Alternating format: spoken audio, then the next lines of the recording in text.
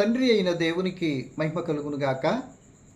ప్రభువును ప్రియ రక్షకుడైన యేసుక్రీస్తు నామంలో సహోదరి సహోదరులైన వారందరికీ వీక్షకులకు హృదయపూర్వకమైన వందనాలు తెలియచేసుకుంటున్నానండి. చిన్న ప్రార్థన చేసుకుని కార్యక్రమం ప్రారంభించుకున్నామండి. పరిశుద్ధుడైన ప్రియ పరలోకపు తండ్రి, మహోన్నతుడా, దయగలిగిన తండ్రి, గత కాలమంతా నీ పిల్లలైన మమ్మల్ని అందరినీ మా నాయన ఏ గొప్ప ఘనత యోగ్యత లేకపోయినా మీ అపారమైన ఉచిత కృపచేత ప్రేమ చేత నేటికి మాకిచ్చిన క్షేమాన్ని మీ పాదశంలో చేరే విధంగా స్తుతించే భాగ్యాన్ని ఇచ్చినందుకు కృతజ్ఞత స్తోత్రాలు తండ్రి. సమయంలో మా తండ్రి సింహమును చంపిన ముగ్గురు, సింహం చేత చంపబడిన ఒకరు, సింహం చేత కాపాడబడిన మరొకరుగా 3 విషయాలు ఆలోచించడానికి సిద్ధపడుతున్న తండ్రి, మీ ఆత్మ సహాయం చేయండి. వినబోతున్న ప్రియులైన వారందరూ ఆధ్యాత్మికంగా బలపడినట్లు నాయన, వినుచున్న బిడ్డలైన వారందరినీ మీరు దీవించి మీ కృపలో బలపరిచి యావత్ ఈ కార్యక్రమానికి మీ ఆత్మను మాకు సహాయం చేయమని క్రీస్తు నామంలో ప్రార్థన అడిగి వేడుకుంటున్నాను మా తండ్రి, ఆమేన్.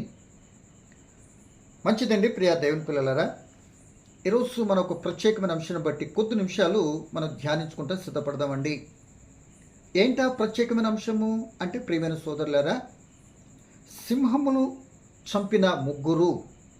1, 2 సింహము చేత చంపబడిన వ్యక్తి ఒకరు, సింహాలే బాడీ గార్డుగా సింహాల చేత కాపాడబడిన వ్యక్తి మరొకరు అనే ఈ 3 మాటల్లో ఉన్న భావాన్ని, ఆ 3 సందర్భాల్లో జరిగిన సంఘటనలు అవి మన జీవితానికి ఎలా అప్లై చేసుకోవాలి, ఆ ప్రకారంగా ఎప్పుడో జరిగిన సంఘటనను, యథార్థ సంఘటనను ఇప్పుడు మన జీవితంలో ఎందుకు ధ్యానించుకోవాలి, అవి మనకెలా వర్తింప చేసుకునాలి అనే ప్రశ్నలు కూడా మనకు వస్తాయండి. సో ఆనాడు జరిగే సంఘటన ఎందుకు జరిగిందో, ఎలా జరిగిందో, ఏ సందర్భాన్ని బట్టి అలా జరిగిందో ఆలోచిస్తూ ఆ సంఘటన జరిగిన విషయాలు మనకి బుద్ధి కలగటానికి, ఆ సంఘటన జ్ఞానోదయం కలగటానికి, మన జీవితాలు మార్చుకోవటానికి, అట్టి పరిస్థితులకు వెళ్లకుండా, ఆ సంఘటన మన మీదకి రాకుండా, లేక సింహాల చేత ఎలా కాపాడబడాలో, లేకపోతే పరిస్థితుల ప్రభావం ఎలా మనం నష్టపోకుండా జీవించాలో జాగ్రత్త పడటానికి కొన్ని మాటలండి. సో ఆనాటి కాలపు పరిస్థితులు అదే సింహాలు, మరి భౌతికంగా కనపడిన సింహాలే ఈ రోజున సింహము లాంటి ఆ భయంకరమైన పరిపాలన లేకపోతే అధికారంతోనూ నీ జీవితం మీద ఇప్పుడు కొన్ని పరిస్థితులు దాడి చేయవచ్చు. ఆ దాడిలో చనిపోయే పరిస్థితి రావచ్చు. అదే అధికారి చేతను కాపాడే పరిస్థితులను నీకు వచ్చి అనుభవించవచ్చు. లేకపోతే ఆ పరిస్థితులను కొని వీరుడిగా జయించి నువ్వు ఉన్నటువంటి ఏరియా చక్కటి మార్గాన్ని చూపెట్టే వ్యక్తిగా కూడా కావచ్చు. ఉన్న పరిస్థితులకు మనం అప్లై చేసుకుంటూ మరి క్లుప్తంగా కొద్ది నిమిషాలు మనం ఆలోచించడం ప్రయత్నించేద్దామండి. చూడండి, మొదటి అంశాన్ని ఒకసారి చూద్దాము. న్యాయాధిపతుల్లో ఒక సంసోను గారు ఉన్నారు, మనకు బాగా తెలుసు. న్యాయాధిపతి 20 సంవత్సరాలు ఇశ్రాయేలును పరిపాలించిన, న్యాయాధిపతిగా ఉండి పరిపాలించినటువంటి వ్యక్తి సంసోను గారు. ఈ సంసోను గారిని ప్రత్యేక రీతిలో దేవుడు ఏర్పాటు చేసుకున్నాడు. నాజీరు వ్రతం చేత ఏర్పాటు చేసుకుని, దేవుడు ఒక వ్యక్తిని బలపరిస్తే, దేవుడు దానికి బలాన్ని ఇస్తే ఎంతో గొప్ప కార్యాలు చేస్తాడో ఇశ్రాయేలుకి తెలియని లోకాన్ని కూడా కళ్ళు తెరవాలి. సో దేవుడు బలం అంటే ఎలా ఉంటుందో చూపించటానికి, తన ఆత్మశక్తి చేత గొప్ప కార్యాలు చేయించడానికి న్యాయాధిపతిగా బలాన్నిచ్చి సంసోన్ని ప్రత్యేకపరుచుకున్న వ్యక్తిగా మనం చూస్తాం. ఆ వ్యక్తి ఇశ్రాయేల్కి న్యాయాధిపతిగా ఉన్నటువంటి కాలంలో తిమ్నాతులో ఉన్నటువంటి ఒక స్త్రీని చూసాడట. ఆ స్త్రీని చూసి ఆమెను కావాలి అన్నాడు. తల్లిదండ్రులు అన్నారు, నానా వాళ్ళు మనవాళ్ళు కాదు, అది అక్కడికి వారు మనకు వద్దు, మన ఊరిలో మన పిల్లలు మన జాతిలో లేరా ఏంటి, అది అక్కడికి ఏంటి నానంటే, వద్దో నాకు కావాలి అన్నాడు. సరే, బిడ్డ మాటను అంగీకరించి మొత్తం మీద తిమ్నాతుకి వెళుతున్నారు.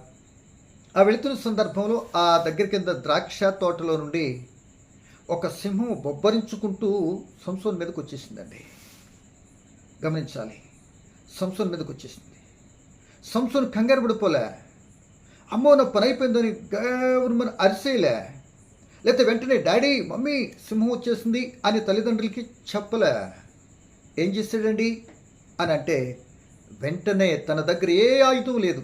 పెళ్లి చూపులకి వెళ్ళే దగ్గర కత్తులు కటారు లేవు, కర్రలు ఎత్తుకుంటాయండి. కనుక ఆ విధానంలో వెళ్తున్నారు కనుక ఏ ఆయుధం కూడా తన చేతిలో లేకపోయినా గొర్రె పిల్లను చీల్చడానికి మనిషి అంటే అది గొర్రె పిల్ల సాధు స్వభావం కనుక అది పొడవదు కర్రవదు కనుక ఆ గొర్రె పిల్లని చీల్చడానికి మనుషుడు ఎంత ఫ్రీగా వస్తాడో ఏమండి అంత ఫ్రీగానే గొర్రె పిల్ల స్టేజ్లో ఉన్నట్టుగా కనబడుతుంది సింహం ఈయనకి. ఎవరికి? సంసోన్ గారికి.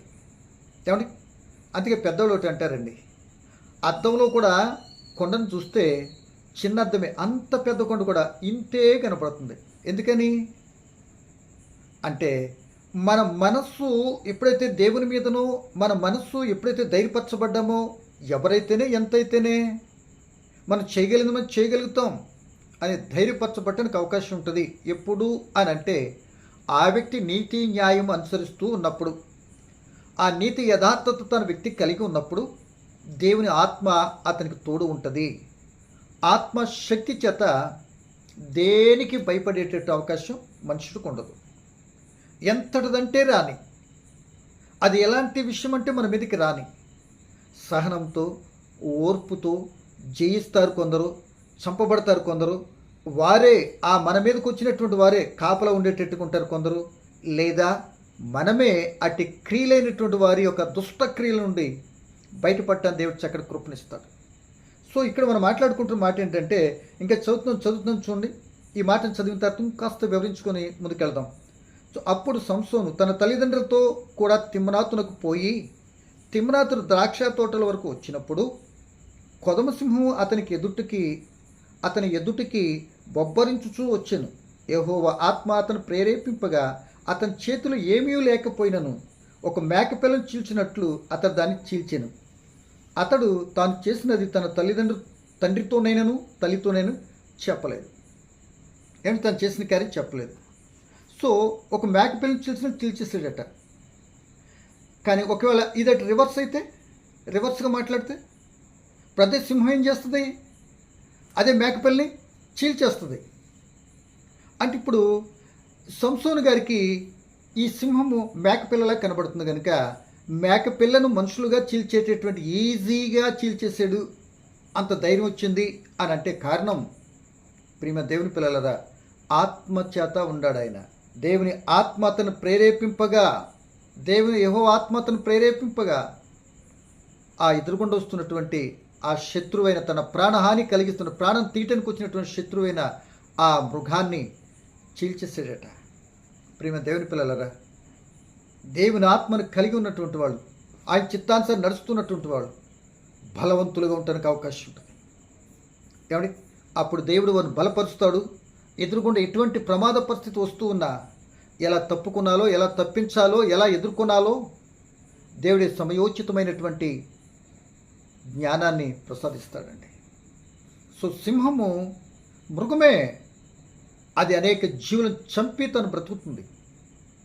ఏమండి అది అడవికి రాజు, అనేక జీవులను చంపి అది బ్రతుకుతుంది కనుక ఆ సింహాన్ని చీల్చేసాడండి. కనుక ప్రేమ దేవుని పిల్లలరా, ఇక్కడ ఆ చీల్చింది ఎవరికి కూడా చెప్పలేదట. అంటే ఆత్మశక్తి చేత ఉన్నప్పుడు ఎంతటి బలమైనటువంటి అధికారంతో కూడిన సమస్యతో ఉన్న, కష్ట నష్టాలతో ఉన్నదాన్ని దేవునికి శక్తి చేత మనం ఏం చేయగలుగుతాము అని మాటతో నేర్చుకుంటున్నామంటే జయించగలుగుతాం. ఆ పరిస్థితిని బట్టి కృంగిపోలే, భయపడిపోలే, జడ్చిపోలేదు, ఇంకేముందో నా పని అయిపోయిందని కృంగిపోలేదు. కనుక రానివ్వండి, సమస్యలు వస్తాయి. ఆ సమస్యల గుండా పోరాటాల మధ్యన ఇరుకు ద్వారంలోనే వెళ్ళాలి క్రైస్తవ జీవితం. ఆ శ్రమలో పరిస్థితులు కృంగిపోతే చేతగనములు అయిపోతాం, రేపు పరలోకం దక్కదు కదా. సంసోనులాగా మరి ఆయన ఆ రోజును బలపరిచింది ఆత్మ, ఈరోజు నిన్ను నన్ను కూడా దేవుడు తన ఆత్మచేత నడిపిస్తున్నాడు. కనుక ఈ విధంగా మనం చూడటానికి సంసోను గారు మేకపిల్లను చీల్చినట్లుగా చీల్చేసాడు. రెండో వ్యక్తిగా చూస్తే ప్రియ దేవుని పిల్లలారా, దావీదు గారు. దావీదు గారు. ఏమండి, దావీదు గారిని చూసినట్లయితే ప్రియ దేవుని పిల్లలారా, యెషయా కుమారులో కడసారి వాడు గొర్రెల కాపరి. ఆ దావీదు గారు ఒక గొర్రెలు కాసేటప్పుడు ఆ సింహము ఎలికబంటు కూడా వచ్చి ఆ మందలోనికి వచ్చి గొర్రె పిల్లల్ని ఎత్తుకొని వెళ్ళిపోతుంది. ఇక్కడ దానికి కొద్దిగా రివర్స్గా కనపడుతుంది. ఆయన గొర్రె పిల్లలాగా చీల్చేసాడు సింహాన్ని. ఇక్కడ గొర్రె పిల్లను సింహం ఎత్తుకొని వెళ్ళిపోతుంది. దావీదు గారు చూశారు. తన మందలో యొక్క పిల్లలను ఎత్తుకెళ్ళిపోతుంటే వెంటనే పరుగును వెళ్ళి తన దగ్గర ఏమీ లేకుండా గెడ్డం మీద పట్టుకొని పీకి ఏం చేసి తెలుసా, ఆ యొక్క గొర్రె పిల్లను ఆ సింహపు ఎలుకబంటి నోట నుండి కాపాడేను అని తన జీవితంలో గొర్రెలు కాసేటప్పుడు జరిగిన ఒక సంఘటనను ఇదిగో రాజుగారైన సౌలు రాజుతో, అప్పటికి ఇశ్రాయేలును పరిపాలిస్తున్న మొదటి రాజు అయిన సౌలు గారితో చెప్తున్నారు. అప్పటికున్న సిచ్యువేషన్ ఏంటి అని అంటే, ఇశ్రాయేల్ 40 దినాలు సవాళ్ళు ఇసురుతూ ఎవరైనా నన్ను కొట్టగలిగే దమ్మున్నోళ్ళు ఎవరుంటే రండి అని గొలియాత్ 6 మూరల జానుడు ఆ జనబాహుడు సవాళ్ళు ఇసురుతూ ఉన్నాడు. సో వీళ్ళందరూ కూడా ఏమైపోయారు తెలుసా, అందరూ భయకంపితులైపోయారు. అంత ఓడిని, అంత ఎత్తు, అంత లావున్న వ్యక్తిని మనం కొట్టగలుగుతామా ఏంటి?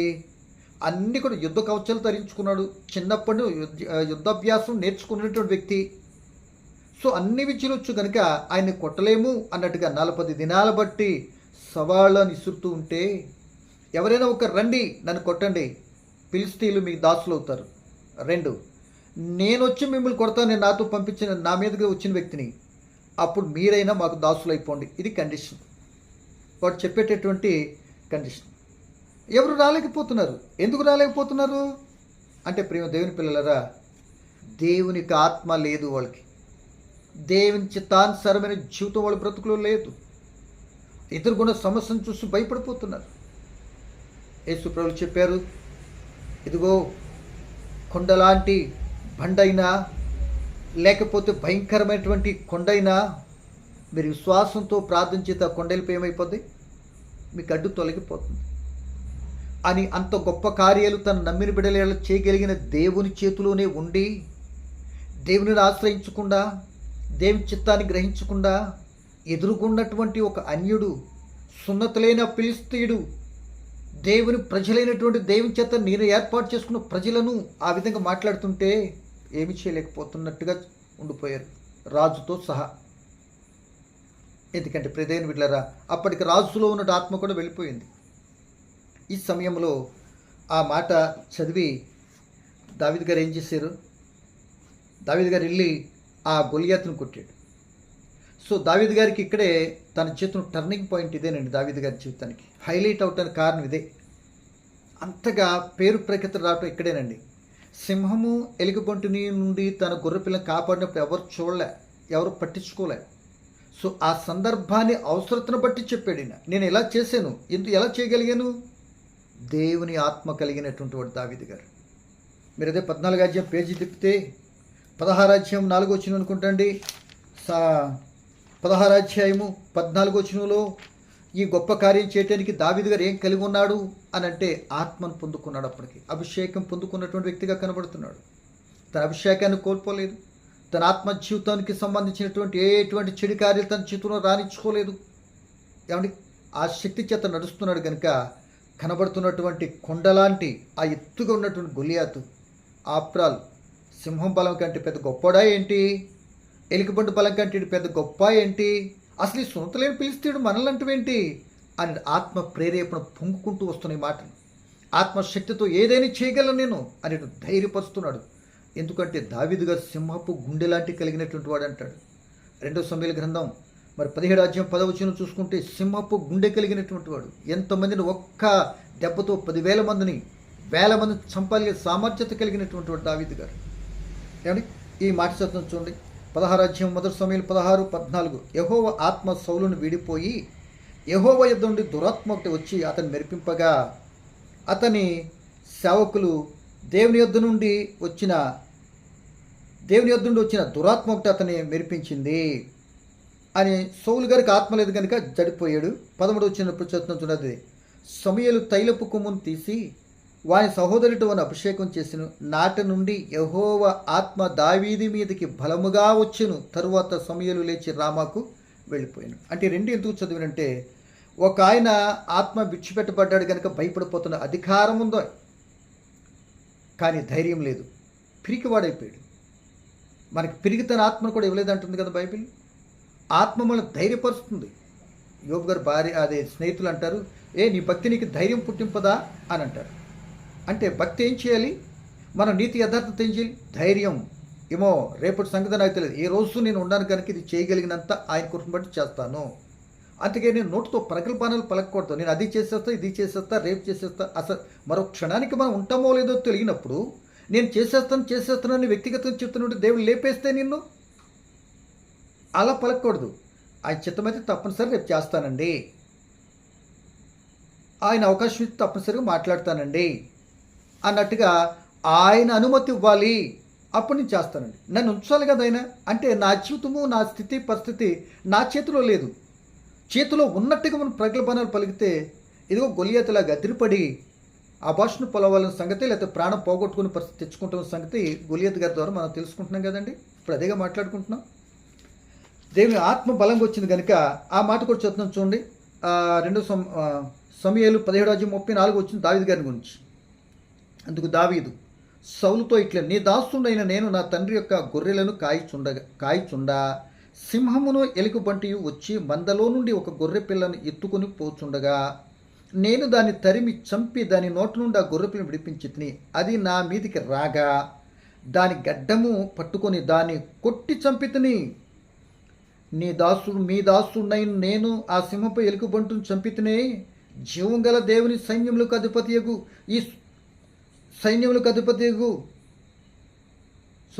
నీ దాసుడైన నేను ఆ సింహంలో ఎలుగుబంటు చంపితినే. జీవం గల దేవుని సైన్యములను తిరస్కరించిన ఈ సున్నతి లేని ఫిలిష్తీయుడు వాటిలో ఒకదాని వల్ల అగునన్నాడు. అంటే సింహం యొక్క బలము నుండి, ఎలుగుబంటి యొక్క బలము నుండి నన్ను రక్షించిన యెహోవా ఈ ఫిలిష్తీయుని చేతిలో నుండి కూడాను నన్ను విడిపించుననియు చెప్పాను. అందుకు సౌలు, పొమ్ము, యెహోవా నీకు తోడుగా ఉండును గాక దావీదుతో అన్నాడు. ఇదండి, ఆయన కాపాడాడు కనుక ఆ గొలియాతుని ఏ ఆయుధం లేకపోయినా నీ ఆయుధంతో నేను తల నరుకుతాను అన్నాడు. నరికాడా లేదా? ఈయన దగ్గర కత్తి లేదు, తన కత్తినే తీసి నరికేసాడు. మొదట సంసోను కొదమ సింహం చంపాడు. రెండవది ఇదిగో ఎలుగుబంటిని ఇంకోది ఎక్స్ట్రాగా ఏం చేశాడండి, సింహాన్ని కూడా గడ్డం పట్టుకొని చీల్చి చంపేసాడట. అంటే ప్రియదేవుని పిల్లారా, దేవుని చిత్తానుసారంగా మన ధైర్యంగా ఉంటే, ఒక వ్యక్తిని రక్షించాలి అని, లేకపోతే నీ జీవితంలో పాపంలో పడకుండా కాపాడుతున్నప్పుడు, ఇటువంటి సంఘటనలు ఎదురైనప్పుడు తప్పనిసరిగా దేవుని ఆత్మ నిన్ను ప్రేరేపించినప్పుడు, దేవునిలో నీవు ఉంటే తప్పనిసరి జయించే శక్తిని దేవుడు ఇస్తాడని ఈ మాటలు కొద్దిగా మనం బలపరచట్లేదు మనల్ని. అలాగే గొలియాతు విషయానికి వస్తే ఆ వరుసలలో రాయి పెట్టుకుని గిర్రం తిప్పి ఇదిగో నస్సును కొట్టితే పడిపోయాడు. తన వరలో కత్తిని తీసి తన తలను నరికాడు కదా. అంటే ప్రియమైన దేవుని పిల్లలరా, అప్పటితో దావీదు జీవితం టర్న్ ఓవర్ అయిపోయింది. దావీదుకి వేల కొలది జేజేలు కొట్టారు దావీదుకి. అంటే ప్రియమైన అక్కడి నుండి దావీదు చరిత్రలో పెద్దగా ఉన్నతమైన దేశానికి వెళ్ళడానికి టర్నింగ్ పాయింట్గా ఇది మనకు కనబడుతుంది. సో ఈ మాటను బట్టి మనం నేర్చుకున్నది ఏంటంటే, తప్పనిసరిగా నీ మీద గిట్టిన సంఘటనలు ఎదినప్పుడు దేవుని మహాకృపను ఆశ్రయిస్తే ఆయన బలాన్ని పొందుకుంటానికి అవకాశం ఉంటుంది, దాన్ని జయించడానికి అవకాశం ఉంటుంది. రెండో వ్యక్తి దావీదు గారు. మూడో వ్యక్తిని మనం చూసినట్లయితే అలాగే మరి 2వ సమూయేలు 23:20 నేను చదువుతున్నాండి. బెనయా అనేటువంటి యెహోయాదా పరాక్రమశాలి కుమారుడైనటువంటి బెనయా. దీని గురించి పెద్దగా మనకి ఇది కనబడదు, కానీ క్లుప్తంగా కొద్ది మాటలు మనం ఆలోచించడం ప్రయత్నించేద్దామండి. చూడండి, నేను చదువుతున్నాను చూడండి. బెనయా మూడో వ్యక్తి, సింహాన్ని చంపిన వ్యక్తి మూడో వ్యక్తి బెనయా. 2వ సమూయేలు 23:20 అండి, చదువుతున్నానండి. మరియు కబ్సయేలు ఊరివాడైన క్రియల చేత ఘనత నొందిన ఒక పరాక్రమశాలికి పుట్టిన యెహోయాదా కుమారుడైన బెనయా అని ఒకడు ఉండెను. అతడు మోయాబీలు సంబంధులకు ఆ ఇద్దరు శూరులను హతము చేసెను. మరియు మంచు కాలమున బయలువెడలి బావిలో దాగి ఉన్న ఒక సింహమును చంపివేశాడు. ఇంకను అతడు సౌందర్యవతుడైన ఒక ఐగుప్తుని చంపెను. ఈ ఐగుప్తుని చేతిలో ఈటే ఉండగా బెనయ చేతి కర్ర తీసుకొని వాని మీదికి పోయి వాని చేతిలోని ఈటే ఊడలాగి దానితోనే వాడిని చంపేశాడు. దావీదులాగా ఉందండి ఇది కూడా.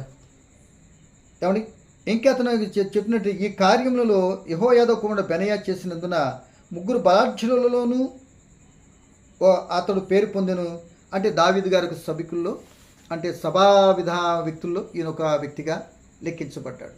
అంటే ఆ యొక్క ఇంత పరాక్రమశాలికి పుట్టినటువంటి ఏమండి యెహోయాదా కుమారుడు బెనయా సింహాన్ని బావిలో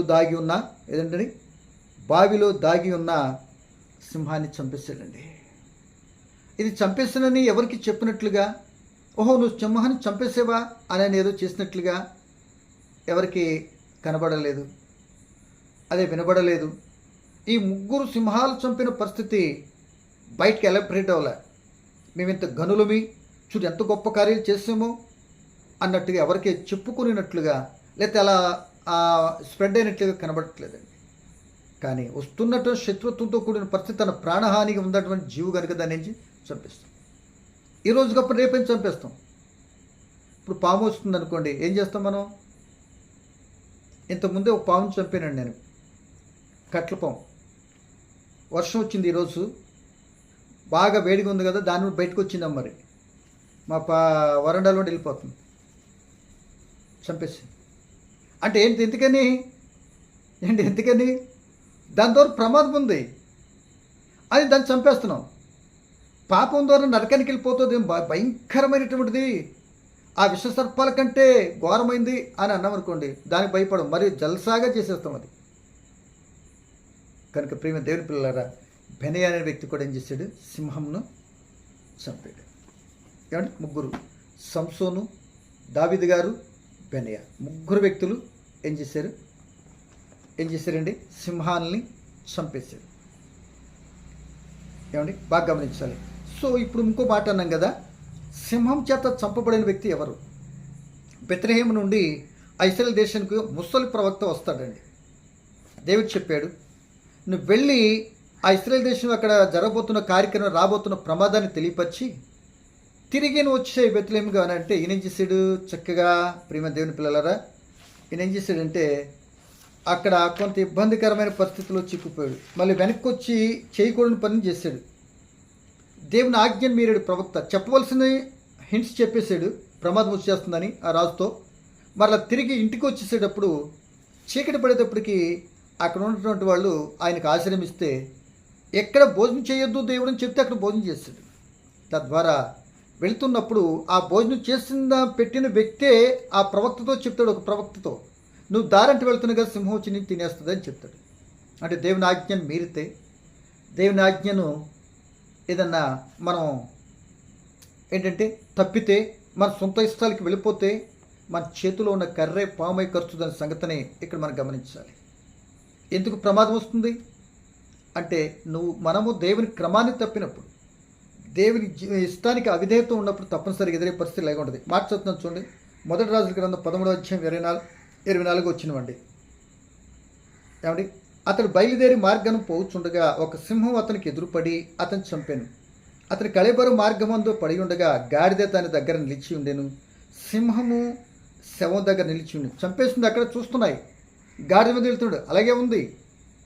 అంటే సింహము మనం ఆయన ఆజ్ఞలు మీరినప్పుడు, ఆయన చెప్పిన పని చేసి మరలా ఎక్స్ట్రాగా చేయకూడని పని చేసినప్పుడు, ఒకటి ఆయన దేవుడు చెప్పిన పని చేయకుండా ఉన్నా అలాగే ప్రమాదం రావచ్చు. చేసి తిరిగి వచ్చేటప్పుడు కూడా రాంగ్ స్టెప్ వేసిన కారణంగా ఆయన ప్రాణాన్ని సింహం తీసేసింది. అక్కడ సింహాన్ని 3 చీల్చేశారు. కారణం, దేవునికి ఆత్మశక్తితో ఉన్నారు. అది ఎంతటి కార్యం సాధించడానికి బలపరిచే మాట.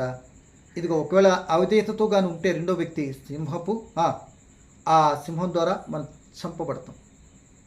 ఒకవేళ మన జీవితంలో ఇటువంటి దేవి చిత్తానుసారం నడుతున్నటువంటి వ్యక్తులకు ఉంటే, పాపం ఉంటే, అలా పాపం మనల్ని ఏం చేస్తే చంపేస్తుంది. పాపానికి వచ్చే జీతం ఏంటి? మరణం. కనుక మనం చంపేస్తుంది అనే సంగతిని ఈ మాట ద్వారా మనం గమనిస్తున్నాం. ఇక 3వ వ్యక్తిగా చూస్తే ప్రియమైన వర్లరా, 3వ వ్యక్తి మీకు ఆటోమేటిక్గా జ్ఞాపకం వచ్చేసాడు అనుకుంటున్నాను. ఆయన పేరే ఎవరండి? పేరే ఆయన పేరే దానియేలు గారు. ఏమండి, ఆయన ప్రేమ దేవుని పిల్లలరా, ఆయన సింహాల అంటే ప్రార్థన చేయకూడదు అని రాజశాసనం పుట్టింది. ఆ శాసనం అదే దావీదు యొక్క డానియేలు గారు ఉన్న సందర్భం నుండి అదే రాజు సమాజం నుండి బయటికి వెళ్ళింది, ఆ మంత్రివర్గంలో నుండి. దానియేలు గారికి తెలుసు ఏంటి ఆ శాసనము అని అంటే, ఏ దేవుని దగ్గర 30 దినాలు ప్రార్థన చేయకూడదో, ఏ దేవునికి ఏ కార్యక్రమం జరిగించకూడదు. మరి ఎలాగండి భక్తి అని అంటే, ఆ దేవుడి స్థానంలో ఉండేది రాజుగారు కనుక రాజుగారి దగ్గరే సంభాషించుకోవాలి అని శాసనం వచ్చింది. ఇక రాజు దేవుడు అంతటి వాడిగా ఓహో ఆహా అనుకుంటున్నాడే మేబీ. అట్టి సందర్భంలో ప్రార్థన చేయొద్దన్న పని కానీ చేస్తే శిక్ష ఏంటో తెలుసా? సింహాల బోనులో వేస్తారంతే. సింహాలు కచ్చ తినేసేస్తాయి. సింహం ఏం చేసిందని చంపేసింది కదా, తినలేదు. ఇక్కడ సింహాలు ఏం చేస్తాయంటే తినేసేస్తాయి. సింహాలు బోన్లో ఉన్నాయి, అవి మంచి ఆకలితో ఉంటాయి. ఏమండి, కనుక ఆ సందర్భాన్ని బట్టి దేవుని పిల్లలరా పట్టుకున్నారు. అంటే ప్రార్థన చేయకూడదు అని తెలుసున్నా సరే దానియేలు గారు యథాప్రకారము తన భక్తి జీవితానికి ఎదురుగా సింహాలు ఉన్నా, చెయ్యొద్దు ప్రార్థన చేసుకోకూడదని రాజశాసనము ఆయనకి తెలుసున్నా, అంటే నా ప్రాణం ఉండాలా ఊడిపోవాలా నిర్ణయించే దేవుడు కనుక ఆయనకి ఇష్టమైన పని నేను చేస్తున్నప్పుడు, నా మీదకి రాపోతున్న కష్టమైన పని, నా ప్రాణాన్ని పోగొట్టే పని, నా ప్రాణం తీసే పని నా మీదకి వస్తే దేవుడే చూసుకుంటాడు అని నమ్మకంతో పనిచేస్తున్నాడు. ఈ మాట యేసుప్రభువు వారు అన్నారు, నా కొరకు ఎవరైతే తన ప్రాణాన్ని పోగొట్టుకుంటానికి ఇష్టపడతారో వారు ప్రాణాన్ని నేను చేస్తాను, కాపాడుతాను. ఒకవేళ నా కొరకు తనకు తాను ప్రాణాన్ని కాపాడుకోవాలని ప్రయత్నం చేస్తే దానిని తీసేస్తా అంటున్నాడు. అంటే ఈ మాటను బట్టి నీ తలంపులు వేరు, నా తలంపులు వేరు. నేను ఒకటనుకుంటాను, ఏమండి, మరి నువ్వు మరొకలాగా తలుస్తూ ఉన్నావు. ఏదైనా నీ ఉద్దేశాన్ని నెరవేర్చబడాలి అంటే నా చిత్తం ఏంటో ఎరిగిన వచ్చిన రోజున మాత్రమే ధన్యకరంగా ఉండడానికి అవకాశం ఉంటుందని లేఖనం చెప్తున్నాయి. ఇక్కడ దావీదు మరి డానియేలు గారు ఏం జరిగింది చూడండి. మా దానియేలు పుస్తకము 6వ అధ్యాయము 10వ వచనం. ఇట్టి శాసనం సంతకము చేయబడినని దానియేలు తెలుసుకున్నాను. అతడు తన ఇంటికి వెళ్ళి యథాప్రకారము అనుదినము 3 మోకాళ్ళుని తన ఇంటి పైగది కిటికీ యెరూషలేము తట్టునకు తెరవబడి ఉండగా తన దేవునికి ప్రార్థన చేయుచు ఆయన స్తుతించుచు వచ్చింది. ఆ మనుషు గుమ్ముకుడు వచ్చి దానియేలును తన దేవునికి ప్రార్థన చేయటయు ఆయన బతిమలుకుంటూ చూసి మొత్తం మీద కేసు ఫైల్ అయిపోయింది. అలా ప్రార్థన చేసుకుంటున్నాడు, ఎవరు వచ్చాడో పట్టించుకోలేదు. ఆ యెరూషలేము తట్టు ఎంత ఉన్నతమైన మందిరం, ఎంత చక్కగా ఆయన సన్నిధిలో మేము ఎలా ఉన్నాం, ఏంటి మాకు ఈ పరిస్థితి, ఈ యొక్క బానిసత్వం బ్రతికేందుకు ఆ విషయాన్ని తన జీవితాన్ని ప్రార్థన చేసుకుంటున్నాడేమో. బహుశా చేయొద్దన్న పని చేసావు అని వెంటనే తీసుకెళ్ళి ఎక్కడేసి తెలుసా? సింహాల బోన్లు వేసారు. సింహాలు ఏం చేసినాయి? రాజు అడుగుతాడు. అదే అధ్యాయము 6వ అధ్యాయం 21 చదువుతున్నానండి. అందుకు దానియేలు, రాజు చిరకాలం జీవించునుగాక, నేను నా దేవుని దృష్టికి నిర్దోషిగా కనబడితిని కనుక ఆయన తన దూతను పంపించి సింహాలను నాకు హాని చేయకుండా వాటి నోళ్లు మూయించెను. రాజా, నీ దృష్టికి నేరం చేసిన వాడును కాను కదా అని. మాట అర్థమైందండి. ఒకళ్ళు నిజంగానే ఆయన కొరకు ప్రాణం పోగొట్టుకునేటట్టుంటే అప్పుడు దేవుడు తన దూతను పంపించి ఇప్పుడు ఏం చేశాడంట? సింహాల నోళ్లను మోయించాడట. ఈ విషయం ఎవరికి తెలియదు? ఆ బోన్లో వేసేసిన వాళ్ళకి తెలియదు, రాజుకు తెలియదు. తినేసి అనుకుంటున్నారు, అయిపోయిన దగ్గర దానియేలు ఇక మనకి ఆ ఉన్నటువంటి అధికారులు అయిన వరకు మనకి ఎటువంటి ఎలాగైనా దోసుకొనవచ్చు, ఎలాగైనా చేసుకొనవచ్చు, వీడు ప్రతిదానికి అడ్డు వస్తున్నాడు అనుకుని అడ్డు తొలగిపోయింది అనుకున్నారు. జరిగిందేంటో తెలుసా ప్రేమదేవులు? కానీ దేవుడు తన బిడ్డను ఆ సింహాల బోనులో నుండి దేవుడు వాటి నోర్లు మోయించి ఆ రాత్రంతా కూడా సింహాలు యొక్క డానియేలు గారి సెక్యూరిటీ గార్డుగా ఉండి ప్రశాంతంగా సింహాల మధ్యన నిద్రపోయి ఉంటాడండి. బహుశా బాగా గమనించాలి. సింహం అంటే రాజు, అసలు ప్రాణం తీసేస్తే గర్జించు సింహం కనుక అట్టి పరిస్థితులు కూడా సింహాలు ఏమండి చేత సెక్యూరిటీ గార్డుగా ఉండి సింహాలు ఏ హాని చేయలేని స్థితిలో అంత పవర్ ఉండ, అంత శక్తి ఉన్న, ప్రాణం మీద పడి చీల్చేసి తన బ్రతకాలి అంటే రక్తం తాగి తినేయాలి, అంత హోదా కలిగి అంత శక్తి గాంటించే శక్తి వాటికి ఉన్నా తాళం ఎవరి దగ్గర ఉంది? దేవుని దగ్గర ఉంది. వాటి నోరులు ఏం చేశాడు? మూంచేసాడట. దానియేలు గారు బాగుండు సెల్యూట్ కొట్టినాయేమో. కనుక నా ప్రియమైన దేవుని పిల్లలారా, ఒక నిజంగా మన జీవితంలో కూడా ఇటువంటి దుష్టుడు ఎన్నో కార్యకలాపాలు మన మీదకి వచ్చినప్పుడు ఆయన చిత్తాన్ని బట్టి మనం ధైర్యంగా దేవుని ఆనుకున్నట్లయితే తప్పనిసరిగా విడిపిస్తే సమర్థుడండి. ఎందుకంటే వాళ్ళ ప్రాణం ద్వారా చనిపోవటం ద్వారా సరే మహిమ తేవాలి, బ్రతుకున్నా సరే ఆయన నామం ఘనపరచబడాలన్నట్లుగా నిలబడ్డాడు. కనుక మరింత ఆ యొక్క బయటకు వచ్చిన తర్వాత మరింత హోదా స్థితిలోనికి దానియేలు గారు ఉన్నత దృష్టికి వెళ్ళారు. ఎవరైతే శాసనం చేశారో, ఎవరైతే దానియేలు గారు తీసుకెళ్లి సింహాల బోన్లోకి వేసారో వారు వేసిన వెంటనే మూయబడిన సింహాల నోరు తెరవబడింది. వారు బొయ్యికలు వెముకలతో సహా కట కట కట కొరికి తినేసినాయట. ఎంత ఆశ్చర్యం అండి, ఎంత ఆశ్చర్యం అండి. ఎందుకు సింహము నువ్వు తినలేదు? అంతే, నా జీవితము నేను ఏం చేయాలనేది ఆయన చేతి నా నోరు మూసాడు ఆయన. మరి ఇప్పుడు ఎవరు ఏం చేశారు? తెరిచాడు. రాత్రి ఆకలితో ఉన్న ఇదిగో మాకు పులిగా పెట్టారు భోజనం అన్నట్టుగా తినేసినాయండి. కనుక ప్రియమైన దేవుని పిల్లలారా, ఆ మాట చదువుకుందామా? 24 వచ్చిన రాజు ఆజ్ఞయ్యగా దానియేలు మీద నింద మోపిన మనుషులు వారు తోడుకుని వచ్చి సింహముల గుహలో పడద్రోసిరి, వారిని వారి కుమారులను వారి భార్యలను పడద్రోసిరి. వారు గుహ అడుగునకు రాకము మునిపే సింహములు పాలైరి. సింహములు వారి ఎముకలను సైతము పగలగొరికి పొడి చేసెను. పొడి తినేసినాయి. కనుక ప్రేమ దేవుని బిడ్డలారా, సాధ్యమైనంత వరకు మంచిగా ఉంటూ ప్రయత్నించేద్దాం. తోటివారిని నిందేసే పరిస్థితి మనం తెచ్చుకోవద్దు. ఎందుకంటే మనం ఏ కొలత కొలుస్తామో ఆ కొలత మన నెత్తి మీదకి వస్తుంది. ఒకరోజు మనం చేసింది మన నెత్తి మీదకి వస్తుంది. సో మంచి చేసేవా నెమ్మది కలిగి ఉండడానికి అవకాశం ఉంది. చెడు చేసేవా చెడే శిక్షగా మన నెత్తి మీదకి వస్తుంది. అలా రప్పించేవాడు దేవుడు. కొద్ది గోపు పట్టు జరుగుతున్న సంఘటనలో కొద్ది గోపు పట్టు ముందుకెళ్తే న్యాయాలు తీర్చేటటువంటి ఒక టైం రాబోతుంది అని ప్రభుని బట్టి జ్ఞాపకం చేస్తున్నా. చూసారా, సింహాలు చంపిన ముగ్గురుగా చూసాం. మరలా చెప్తున్నాను, సంసోను గారు, ఏమండి, దావీదు గారు, బెనయా సింహాలు చంపినటువంటి వారు ముగ్గురు. సింహం చేత చంపబడిన వ్యక్తి ప్రవక్త, ముసుగు ప్రవక్త. సింహాల చేత కాపాడబడిన వ్యక్తి దానియేలు గారు. ప్రియ దేవుని బిడ్డ, సింహము లాంటి అధికారంతో కూడినటువంటి లోకంలో మనం ఉన్నాం. దుష్టుడి అధికారం కింద మనం ఉంటున్నాం. క్రైస్తవ బిడలమైన మనం ఇప్పుడు నేటి కాలంలో వాడు ఏదైనా అధికారంతో ఏదైనా చేసేయచ్చు, ఏదైనా చేయటం నీ మీదకి రావచ్చు. కొద్దిగా సమన్వయాన్ని పాటిస్తే ఆ సమన్వయం ఎలా పాటించాలో దేవుని లేఖనం క్రైస్తవ జీవితానికి ఏం బోధిస్తుంది, వీటిని చూసిన తర్వాత మనకేం బోధిస్తుంది దేవుని వాక్యం గమనించాలి. యాకోబు పత్రికలు అంటాడు 4:8, దుష్టుని ఎదిరించుడి, వాడు మీ యొద్ద నుండి పారిపోతాడు. వాడిని ఎదిరించాలి. ఎందుకు ఎదిరించాలి అంటే పేతురు పత్రిక 5:8 చూస్తే వాడు గర్జించు సింహం వలె నీ మీదకి ఎవరిని మృంగుదునా, ఎవరిని మింగేయాలా, ఎవరిని భక్తి జీవితంలో లేకుండా చేసేలా అనని సింహము వలె అధికారంతో ఉన్నటువంటి ఆ దుష్టుని యందుని అధికారంతో అధికార సంబంధమైనటువంటి పులివేషము ధరించి గొర్రె పిల్లల లాంటి దేవుని పిల్లలుగా ఉన్నటువంటి గొర్రె పిల్లల మీదకి కూడా వచ్చి వారు చీల్చుకు వాళ్ళు చంపితేనే, వారిని దేవునికి కాకుండా చేస్తేనే వాడు బ్రతుకండి, దుష్టుడు బ్రతుకు. ఈరోజు లోకంలో చూడండి, అనేక మంది అనేక రకాల చెడు క్రియలు వారి మంత్రుల వెనకాల, మరొకరు అధికారుల వెనకాల, ఏదో పెత్తందారుల వెనకాల ఉండి వాళ్ళు ఎన్నో చెడు కార్యాలు చేసి వాళ్ళు కాపాడుతున్నాం అనుకుంటూ, వాళ్ళు కాపాడబడుతున్నాం వీళ్ళ ద్వారా వాళ్ళు అనుకుంటూ, వారిని కాపాడుతున్నారు వీళ్ళు అనుకుంటూ, వాళ్ళు ఇద్దరు కూడా దేవుని యొక్క చిత్తానికి అవిధేయతతో శిక్షలోకి వెళ్ళిపోతున్నారు అనే సంగతిని ఎవరికి అర్థం కావట్లేదు. ఏమండి ప్రేమ దేవుని పిల్లలారా, అది ఎందుకు చేస్తున్నారు అని అంటే కేవలము ఏదో లబ్ధి కొరకు. వాళ్ళు చేసుకున్నది వాళ్ళ నెత్తి మీదకి రాదా ఒకరోజు? అన్యాక్రాంతంగా ఎవరో చెప్పారనుకుని కొట్టేయటం తిట్టేయటం చేస్తుంటే అది నీ మీదకి రాదా రేపు?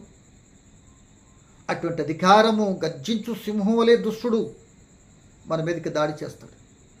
కొద్ది గోపు పట్టి ముందుకెళ్ళాలి. ఆ సమయాన్ని బట్టి ప్రియదేని పిల్లలారా ధైర్యం చేస్తే అప్పుడు ఎలా ఉండాలి, ఎలా చేయాలి అంటే సామెతలు 28 మొదటొచ్చింది చూసుకున్నట్లయితే, సామెతని చదవట్లేదని టైం అయిపోయిందని చదవట్లేదని సామెతలు 20 మొదటొచ్చింది చూస్తే, నీతిమంతుడు సింహం వలె ధైర్యంగా నిలబడతాడు. గర్జించు సింహం వలె, ఇట్స్ నాట్ లైన్, అది సింహం కాదు, కానీ నీతిమంతుడు సింహము ఉలివాలు నీతిమంతుడు సింహము వలె ధైర్యంగా నిలబడి వాడిని జయిస్తాడు.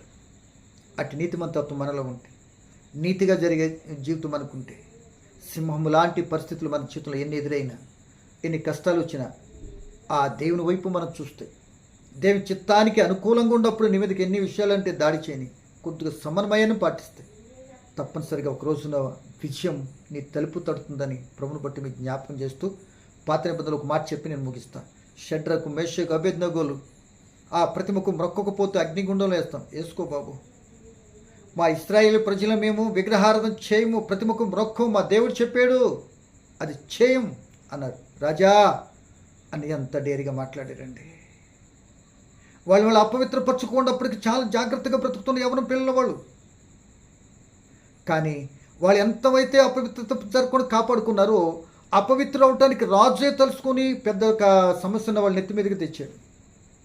ఆయన జడవలేదు, అధికారానికి జడవలేదు, ప్రపంచ అధినేతకి. కానీ ఆ కోపం వచ్చి 7 అంతలు అగ్ని పెంచి అగ్నిగుండంలో వేసారు. హాయిగా ఈత కొడుతున్నారంట అగ్నిగుండంలో. రాజు సాక్ష్యం ఇస్తున్నాడు, 4వ వ్యక్తి కనబడుతున్నారు అంటున్నాడు. ప్రియమైన వర్లరా, నీతి న్యాయము మనలో ఉంటే అగ్ని గుండాలైనా, ఎర్ర సముద్రాలైనా, ఎరుకో కోటలైనా, భయంకర సమస్యలైనా, నీతిమంతుని కలుగు ఆపదలు అనేకములు. కానీ ఇట్లాంటి భయంకరమైనటువంటి మనుషులు ఎవరు సాధ్యం పరచలేనటువంటి విధానంలో మన జీవితం మీదకు దాడి చేసిన వాటన్నిటి నుండి విడుదల కలిగించి, వాటన్నిటి విడిపించి, నిన్ను ఏ స్థానంలో అయితే దెబ్బతిన్నావు అక్కడే నిలబెట్టగలిగిన వాడు నేను నమ్మి ప్రకటిస్తున్న దేవుడు.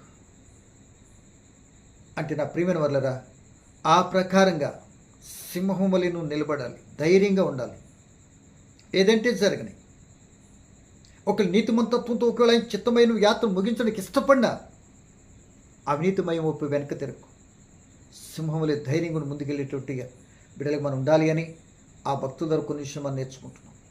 ప్రియమైన వర్లరా, బాగా గమనించాలని ప్రభుని బట్టి మీకు జ్ఞాపకం చేస్తున్నాను. ఈ మాటలను బట్టి ప్రియమ సోదరుడా, ఆ సింహాన్ని జయించినట్లుగా, లేకపోతే సింహమే ఆ పరిస్థితులే మనకే సహాయం చేసినట్లుగా ఆ ప్రవర్తన నీ ప్రవర్తన తీరుపై ఆధారపడి ఉంటుంది. ఈ రోజున అలా కలుగుతున్నటువంటి ఎక్కడికెక్కడికో ఉన్న పరుగులు తీసి ఇబ్బంది పడేకండి. ఏమో దేవుడు నా ఎడల ఏది చేయాలో ఆయన చిత్తమైనది. ఆయన ఏది చేస్తాడో అదే చేస్తాడు. ఆయనకి ఇష్టకరంగా నాకు ఏదైతే ఆయన నలకొట్టడానికి ఇష్టమైతే నలుపుతాడు. ఆయనకి ఇష్టమైంది నా ఎడల చేస్తావు కనుకని అన్ని పరిస్థితులలో మనం ఏం చేయాలంటే ధైర్యముగా మనం ఏం ఎదుర్కొనాలి. సింహంలో ధైర్యంగా ఉండాలి. ఆ దుష్ట సింహాన్ని ఎదిరించేటటువంటి శక్తి వాక్యం ద్వారా మనం ఉండాలి. ఏమండి, మండుతున్నటువంటి నిప్పు మీద ఈగలు వాళ్తాయండి, వాళ్ళవు కదా. అలా దేవుడి చిత్తాన్ని బట్టి నడిస్తే తప్పనిసరి దేవుడు తన ఆత్మ తోడ్పాటించే కృప మరి విన్న మాటలు బట్టి ముందు సాగిపోయి ఆ ధైర్యంగా నిలబడి ఆ యొక్క కష్టాలు వచ్చినా సరే నీతిని పోగొట్టుకోకుండా ఎంత శ్రమైనా సరే కష్టం సహించి అవసరమైతే నీతి మంతత్వంతో యాత్ర ముగించి ఆయనకు దృష్టికి విలువైనటువంటి వ్యక్తులుగా మారిపోతే అంతకంటే ధన్యకరమైనది ఇంకేముందండి. ఇటు మాట చేత ధైర్యపరచబడాలని కోరుకుంటూ ఈ మాట ముగిస్తున్నాను. పరమ తండ్రి నీకు వందనాలు. పలకబడిన మాటలో పరమార్థాన్ని బిడ్డలు మేము గమనించి సింహం లాంటి అధికారంతో కొన్ని పరిస్థితులు మా మీద దాడి చేసిన ఆయన ధైర్యంగా ఉండి నీ చిత్తానుసారంగా పాపం వైపు వెళ్ళకుండా ఉంటే వాటన్నిటిని విడిపిస్తారు లేదా యాత్ర ముగిస్తారు. అది ఏదైనా మీ చిత్తమైనది, అది విలువ కలిగింది కనుక అట్టి విలువ కలిగిన జీవితంతో సాగిపోయే కృప ఆత్మ తోడ్పాపి నిన్ను బిడ్డలు మాకు అందరికీ ప్రసాదించమని క్రీస్తు యేసు నామములో ప్రార్థన అడిగి వేడుకుంటున్నాను తండ్రి. ఆమేన్.